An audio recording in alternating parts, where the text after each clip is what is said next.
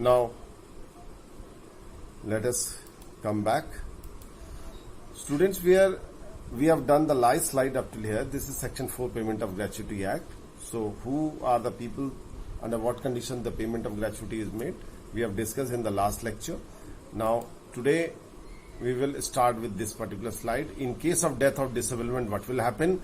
The term of 5 years of service is not necessary. अगर किसी की डेथ होती है या वो उसका डिसेबलमेंट हो जाता है, in that case 5 years term of service completion is not a criteria, right? In that case, the person shall be paid the money shall be paid to the nominee in case of death or his heir in case no nomination is made. So अगर कोई nomination नहीं है तो उनके जो hairs हैं, जो उनके बेटे हैं, बच्चे हैं, उन लोगों को दे दिया जाएगा. In case the heirs are minor, अगर वो बच्चे माइनर है तो जो लोग भी दो चीजें होती हैं इसमें, that then the gratuity payable to such minors shall be deposited with the controlling authority. तो controlling authority में जनरली जो WC कमिश्नर होते हैं और जो लेबर अथॉरिटीज होती हैं, लेबर लॉ से रिलेटेड अथॉरिटीज होती है गवर्नमेंट डिपार्टमेंट में, उनके यहाँ ये पैसा जमा करा दिया जाता है और जब जरूरत होती है तो ये उन माइनर बच्चों को अवेलेबल भी कराया जा सकता है. Right. Now let us the formula, let us understand the formula of calculating the gratuity. Section 4 subsection 2, for every completed year of service, एक साल जो कंप्लीट सर्विस किया है, मिनिमम क्राइटेरिया आपको याद है कितना है? 5 years का. उसको बियॉन्ड ही जाके मिलेगा. ठीक है, यानी कि 5 साल से ज्यादा की सर्विस होनी चाहिए. So every completed year of service the employer shall be paid gratuity to an employee at the rate of 15 days wages based on the rate of wages drawn last. जो लास्ट सैलरी होती है, जो wages draw किए जाते हैं employees के द्वारा, उसी के बेसिस पे कैलकुलेशन ऑफ ग्रेचुटी किया जाएगा. इससे ये भी हमें पता लगता है कि हर एक साल जो कंप्लीट करेगा तो उसे 15 दिन की, कहने का मतलब है 15 दिन की वेजेस उसे मिलेंगे. जैसे 2 साल किया तो 30 दिन, 4 साल, तो इस तरह से. ठीक है. In case the monthly rate employee 15 days wages shall be calculated by dividing monthly rate of wage as drawn by him by 26 and multiply it by 15. यानी कि पर डे का कैसे निकालेंगे? मान लीजिए किसी के वेजेस 9,000 पर मंथ है, राइट. 4 संडेज होते हैं हर महीने में, 4 संडे हटा दीजिए, 30 दिन का एक महीना मान लेते हैं, 4 संडेज हटा दीजिए, बच्चे कितने? 26. तो इस फॉर्मूला में क्या है कि monthly wages are divided by 26, तो पर डे का वेज निकल आएगा. ठीक है. Once we multiply divide 9,000 by 26 into 15, so this is the amount which he shall be getting it per year. ये हर साल उसको मिलेगा. So if the number of year of service is 8 years, then the total gratuity payable shall be while leaving the organization shall be ये 5,192 multiplied by 8, so 41,538.45 will be the amount of money which he shall be getting once he leaves the organization after 8 years. This is just an example. Depending upon the monthly wages, it can be calculated.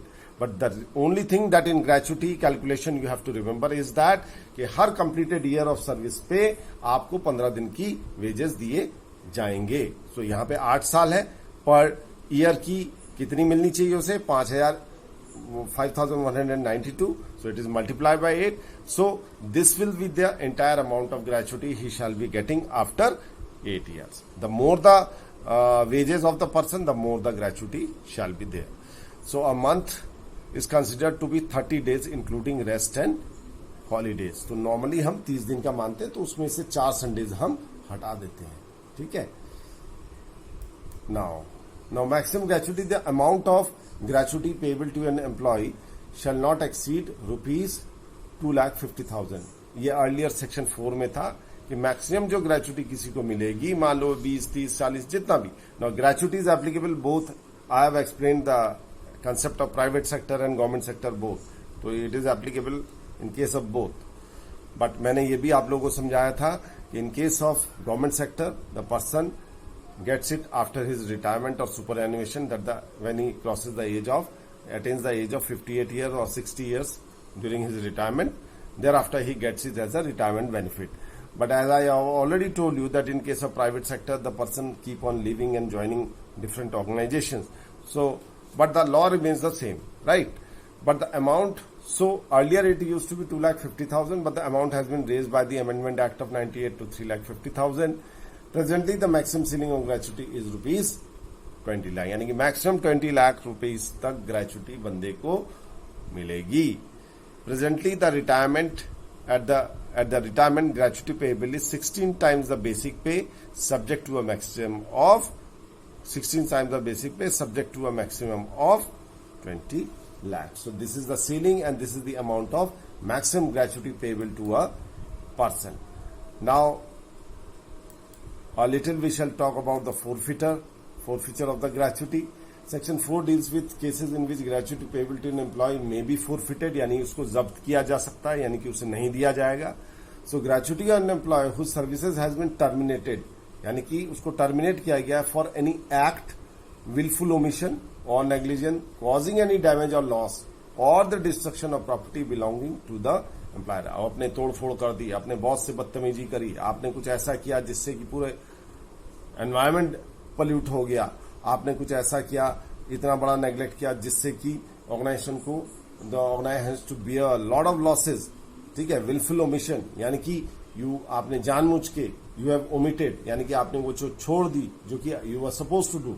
So because of any of this act which are detrimental, यानी कि जो organisation के लिहाज से खराब है, अगर आपने कुछ ऐसा किया, so these are the conditions under which your gratuity may be forfeited by the employer and it shall be forfeited to the extent of damage or loss so caused. यानी कि जिस हद तक आपने नुकसान पहुंचाया ऑर्गेनाइजेशन को मॉनिटरली, उस हद तक आपकी ग्रेचुटी रोकी जाएगी. कहने का मतलब है यानी कि पूरी नहीं रोकी जाएगी, उस हद तक रोकी जाएगी जिस हद तक you have caused the loss to the organisation and the rest can be paid. So this was all about your gratuity act. Students, we have completed unit 1 first, that is the Workmen Compensation Act, thereafter Payment of Wages Act, thereafter Bonus Act, and now this is your Gratuity Act. So 3 acts, this Payment of Wages, Bonus and Gratuity, they pertain to unit 2, and in unit 1 I have already told you that comprises of Workmen Compensation Act. So your 2 units are complete,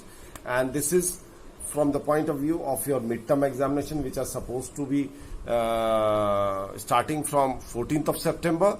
So soon I shall be posting all the physical slides also if you desire, because I have done both. I have taken online classes, I have given all the video lectures are posted on Moodles. You can access them anytime. Further, any kind of clarification are required, I am always there available for you. Okay? Whether by telephone, whether by WhatsApp, you may feel like you may need any clarification, I will always be too happy just to help you out. Right? So we end over here.